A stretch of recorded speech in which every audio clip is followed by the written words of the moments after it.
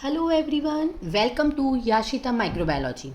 आज के लेक्चर में हम CSIR UGC नेट और DBT GRF सिलेबस की जो यूनिट 11 है उसका जो पार्ट ए है बायो इन्फॉर्मेटिक्स को एक ही वीडियो में पूरा कवर करने वाले हैं। जैसे मैंने आपको इसके दो पार्ट दिखाए थे, पार्ट 1 और पार्ट 2, जिसमें इसके थोड़े मैंने कॉन्सेप्ट बताए थे। कॉन्सेप्ट 3, 4 तक मैं इसमें आपको बता चुकी हूँ।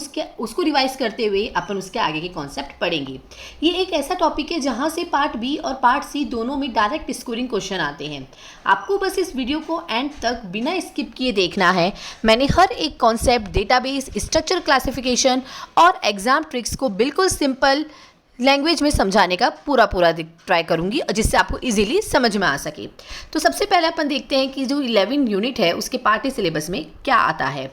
तो इसमें 3 मेजर, इसमें आप अपना जो सिलेबस है पार्ट ए वाला उसको 3 मेजर मॉड्यूल्स में आप डिवाइड कर सकते हैं।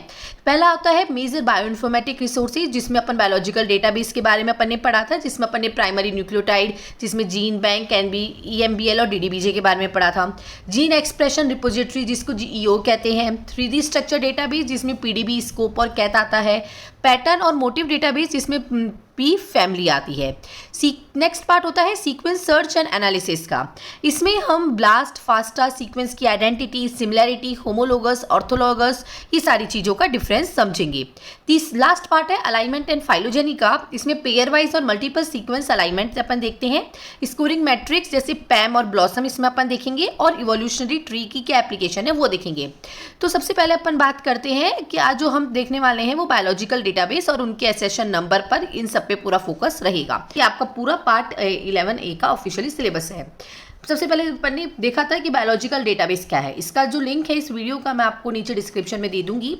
तो इसमें अपन ने इसको फटाफट रिवाइज करते अपन ने क्या देखा था। तो सिंपली बोलो तो बायोलॉजिकल डेटाबेस बायोलॉजिकल इन्फॉर्मेशन का एक ऑर्गेनाइज और सर्चेबल स्टोर हाउस या डिजिटल लाइब्रेरी है, जिसमें DNA, RNA, protein sequence, 3D structure, gene expression value, metabolic pathway और रिसर्च पेपर्स का डेटा स्टोर होता है। इसका वर्क फ्लो समझने के लिए देखिए कि दुनिया भर का जो रिसर्चर है अपना एक्सपेरिमेंटल डेटा यहाँ आपके अपना डिपॉजिट करते हैं। फिर रिट्यूटर यानी डेटाबेस के जो मैनेजर है उस डेटा को वेरीफाई करते हैं और एटोनेट करते हैं, और एंड में बाकी साइंटिस्ट और स्टूडेंट इस डेटा को सर्च, क्वेरी या डाउनलोड करके अपनी रिसर्च के लिए उसे यूज कर सकती हैं। इसको सिंपली समझे तो जैसे लाइब्रेरी में बुक्स ऑर्गेनाइज होती है, वैसे ही बायो इन्फॉर्मेटिक्स में बायोलॉजिकल डेटा हाईली ऑर्गेनाइज्ड होता है। नेक्स्ट कॉन्सेप्ट की बात करते हैं जो कि सीक्वेंस डेटाबेस का था, जिसमें अपन ने INSDC ट्रायो के बारे में देखा था। इसको क्विकली रिवाइज करते हैं। तो इसमें सीक्वेंस डेटाबेस के अंदर यहाँ पे 2 तरीके के डेटाबेस होते हैं, न्यूक्लियोटाइड डेटाबेस और प्रोटीन डेटाबेस। न्यूक्लियोटाइड डेटाबेस में एक बहुत इंपॉर्टेंट कॉन्सेप्ट आता है INSDC ट्रायो का। INSDC का मतलब होता है international nucleotide sequence database collaboration. इसमें दुनिया के 3 सबसे बड़े प्राइमरी डेटाबेस एक साथ काम करते हैं। कौन कौन से? जीन बैंक, ये USA का है जिसके अंदर NCBI के अंडर आता है जीन बैंक। दूसरा ENA या EMBL, ये यूरोप का है, ये EBI के अंडर आता है।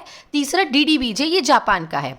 अब इसमें कुछ एग्जाम ट्रिक्स मैं आपको बता देती हूँ जो आपको याद करने की है। कि तीनों डेटाबेस डेली बेसिस पर अपना अपना डेटा आपस में शेयर करते हैं।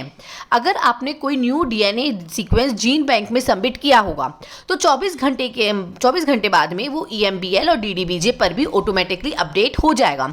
मतलब आप किसी भी डेटाबेस से सर्च करो, आपको डेटा सेम ही मिलेगा। तीसरे कॉन्सेप्ट में अपन ने देखा था जीन एक्सप्रेशन के बारे में। तो अब यहाँ तक हमने देखा कि DNA या प्रोटीन का जो सीक्वेंस क्या है, लेकिन अगर हमें ये पता करना है कि कोई पर्टिकुलर जीन कब, कहाँ और कितना एक्सप्रेस हो रहा है, तो हम जीन एक्सप्रेशन डेटाबेस का यूज़ करते हैं। यह डेटाबेस माइक्रो एरे और DNA सीक्वेंस एक्सपेरिमेंट से मिला ट्रांसक्रिप्टोम डेटा होता है, मतलब mRNA लेवल का डेटा यहाँ पे स्टोर करते हैं। इसमें सबसे फेमस और इम्पॉर्टेंट है GEO, that is gene expression omnibus, जो NCBI मेंटेन करता है। CSIR नेट में डायरेक्ट क्वेश्चन पूछा जाता है कि RNA सीक्वेंस या माइक्रोएरे डेटा स्टोर करने के लिए कौन सा डेटाबेस यूज होता है, तो कौन सा डेटाबेस होगा? GEO, that is gene expression omnibus. Next बात करते हैं अपन 3D स्ट्रक्चर डेटाबेस के बारे में। इसकी जो वीडियो है ये अपन ने सेकंड लेक्चर में इसको देख लिया था, इसको अपन क्विकली रिवाइज करते हैं। बायोलॉजिकल माइक्रोमोलिक्यूल जैसे कि प्रोटीन्स है, इनका जो 3D स्ट्रक्चर है उनके फंक्शन को डिसाइड करता है। ये structure experimentally X ray crystallography, NMR और क्रायो EM या कॉम्पिटिशनल अल्फाफोल्ड से निकाले जाते हैं। मतलब इनका जो स्ट्रक्चर वो हमें कहाँ से मिलता है? एक्सरे क्रिस्टलोग्राफी से मिल सकता है, NMR से मिल सकता है या क्रायो EM से मिल सकता है, राइट। आइए इन डेटाबेस को अपन टेबल के अकॉर्डिंग समझे। तो वो क्या था? डेट इज PDB और RCB के बारे में। तो PDB क्या है? That is protein database. ये प्राइमरी यूनिवर्सल आर्चीव है, सभी एक्सपेरिमेंटल डिटरमाइंड 3D स्ट्रक्चर का यहाँ से होता है। इसमें एटोनॉमिक कोऑर्डिनेटेड स्टोर्स होते हैं।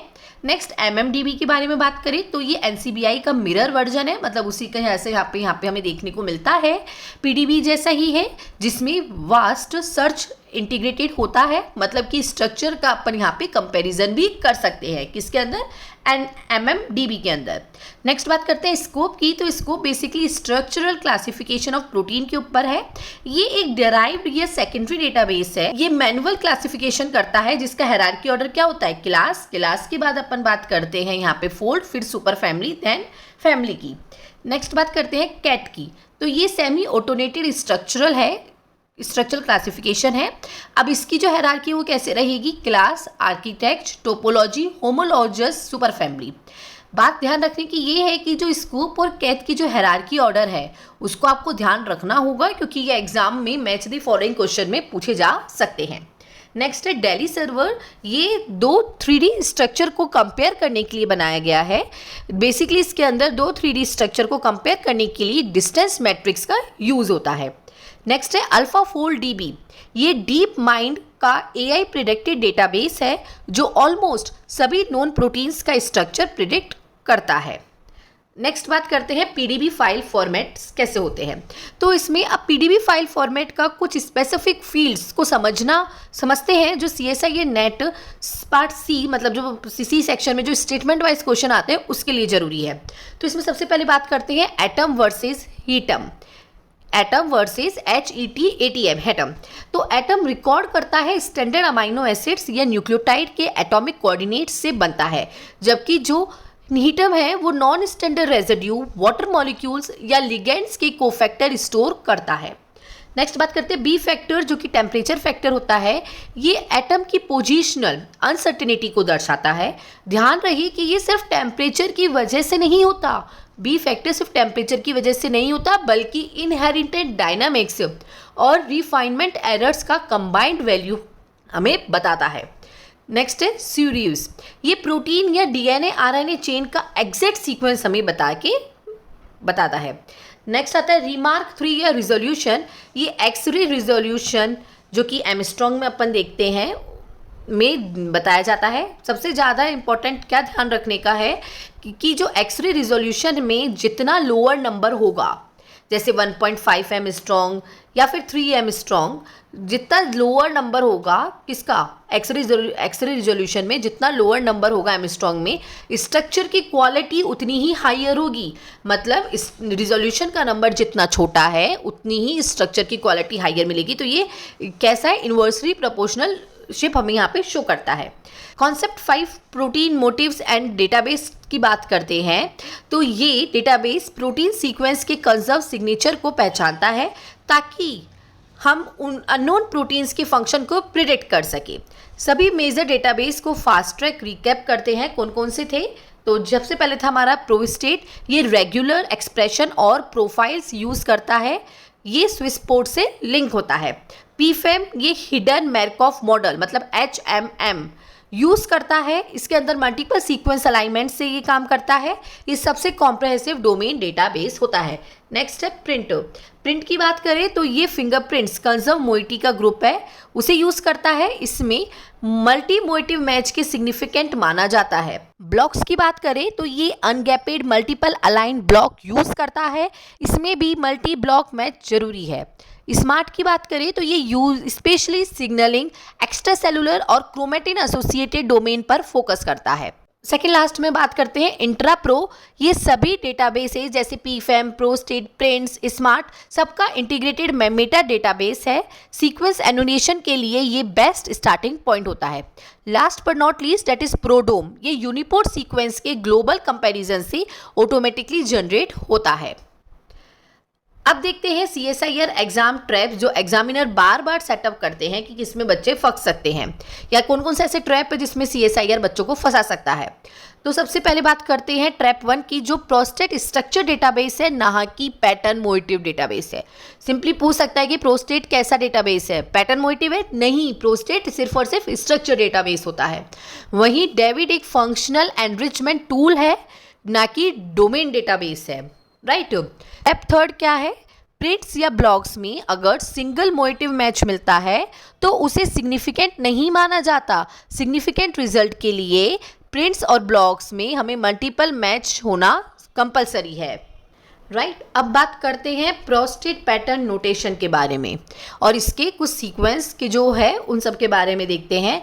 तो यहाँ पे आइए प्रोस्टेट सिंटैक्स को समझते हैं जो न्यूमेरिकल क्वेश्चन में काम आएगा। जैसे अगर x दे रखा है, सिंबल x दे रखा है, तो इसका मतलब है एनी सिंगल अमाइनो एसिड, कोई भी एक अमाइनो एसिड इसकी जगह हो सकता है। अगर ABC को अगर अपन कर्व वाले ब्रैकेट में क्लोज करें तो इसका मतलब होता है कि A, B या C में से कोई भी एक अमाइनो एसिड यहाँ हो सकता है। और अगर ABC नॉर्मल ब्रैकेट में है तो A, B और C को छोड़कर, इनको छोड़कर कोई भी अमाइनो एसिड यहाँ हो सकता है।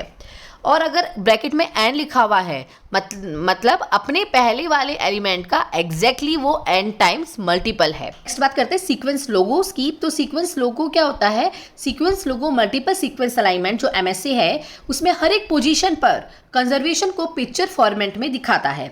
मतलब सीक्वेंस लोगो मल्टीपल सीक्वेंस अलाइनमेंट में जितनी भी पोजीशन है उस पे जो कंजर्वेशन है उसको पिक्चर फॉर्मेट में दिखाएगा। लेटर की जो हाइट है इंफॉर्मेशन को कंटेन करता है बिट्स के अंदर, जो कि प्रोपोर्शनल होती है उसकी। अगर कोई पोजीशन हाईली कंजर्व्ड है तो वहाँ सिंगल बड़ा लेटर होगा, अगर वेरिएबल पोजीशन है तो वहाँ छोटे छोटे स्ट्रक्चर्ड लेटर हमें वहाँ देखने को मिलेंगे। अब बात करते हैं लास्ट कॉन्सेप्ट की, that is concept number 6, accession number and database integration. आज का ये हमारा लास्ट टॉपिक रहेगा और ये 11th यूनिट का जो ए पार्ट है उसका आखिरी टॉपिक है ये, राइट। अब अपन 11th यूनिट का जो बी पार्ट है आपके सिलेबस में उसकी वीडियो में उसको अपन नेक्स्ट वीडियो से देखेंगे, राइट, ओके। तो जो असेशन नंबर है उसके बारे में देखते हैं। तो असेशन नंबर किसी भी डेटाबेस की एंट्री का एक यूनिक और स्टेबल आइडेंटिफायर होता है। ध्यान दें, असेशन नंबर कभी चेंज नहीं होता है, ये हर एक डेटाबेस एंट्री का यूनिक और स्टेबल आइडेंटिफायर है। अगर सीक्वेंस अपडेट भी हो जाता है तो बस उसका जो वर्जन है मतलब जो सफिक्स है वो चेंज होगा। यहाँ पे सफिक्स का जो मतलब होता है मतलब उसके पीछे कुछ ऐसे चेंजेस हो रहे हैं जिससे कि आगे का नंबर सेम है, पीछे का चेंज हो रहा है, ना कि उसका पूरा सेशन नंबर चेंज होगा, ताकि जो रिसर्च पेपर्स का जो सिटिनेशन है वो हमेशा वैलिड रहे। एग्जामिनर डायरेक्ट प्रीफिक्स से क्वेश्चन पूछता है। तो जैसे एग्जाम्पल में देखते हैं, जैसे NM पहले लिखा हुआ है तो NM का यहाँ पे मतलब क्या होता है? NM का मतलब होता है रेफरेंस सीक्वेंस mRNA, जो कि NCBI का है, ठीक है, mRNA के बारे में है। NP लिखा हुआ है तो मतलब रेफरेंस सीक्वेंस प्रोटीन है जो भी NCBI के बारे में बताता है। NC है जो कि रेफरेंस सीक्वेंस क्रोमोसोम या फिर कंप्लीट जीनोम के बारे में है। उसके अलावा अगर P, Q या 0 लिखा हुआ है या +5 डिजिट लिखी हुई है, ऐसे ऐसे करके लिखे गए हैं तो ये बेसिकली यूनिपोर्ट या स्विस पोर्ट की क्यूरेटेड एंट्री को दर्शाते हैं। A to Z में अगर कोई A to Z का कोई नंबर है और +5 डिजिट कोई और मतलब उसके अलावा कोई 5 डिजिट और लिखी हुई है तो ये जीन बैंक के न्यूक्लियोटाइड एंट्री को दर्शाता है। अगर कोई 4 लेटर का कोड है तो वो PDB एंट्री को दर्शाता है। मतलब एटोनेशन नंबर हर एक डेटाबेस की एंट्री का यूनिक नंबर है। उसके आगे अगर पहले NM लिखा हुआ है तो वो mRNA को बताएगा, NP लिखा हुआ है तो प्रोटीन को बताएगा, NC लिखा हुआ है तो रेफरेंस क्रोमोसोम्स या फिर कंप्लीट जीनोम को बताता है, PQ से स्टार्ट हो रहा है और बाद में 5 डिजिट है तो यूनिपोर्ट या स्विसपोर्ट की क्यूरेटेड एंट्री को बता रहा है। A से लेकर Z तक है और 5 एंट्री का है तो ये जीन बैंक और न्यूक्लियोटाइड की एंट्री को बता रहा है। PQ से स्टार्ट होने के बाद वो 0 भी लगाता है आगे। इस बात को ध्यान रखना कि जो यूनिपोर्ट वाला है वो P0 या Q0 से स्टार्ट हो रहा है और टोटल 5 डिजिट का है। वहीं A से लेकर Z तक कोई भी अक्षर और 5 डिजिट आ रही है तो वो जीन बैंक की न्यूक्लियोटाइड एंट्री है और कोई भी 4 लेटर का कोड है तो वो PDB के स्ट्रक्चर का एंट्री का कोड है। तो दोस्तों ये था हमारा बायो इन्फॉर्मेटिक्स यूनिट 11A का कंप्लीट बायोलॉजिकल डेटाबेस की मास्टर क्लास। अगर आपको इस टॉपिक से रिलेटेड कोई भी डाउट है तो नीचे कमेंट सेक्शन में जरूर पूछिएगा।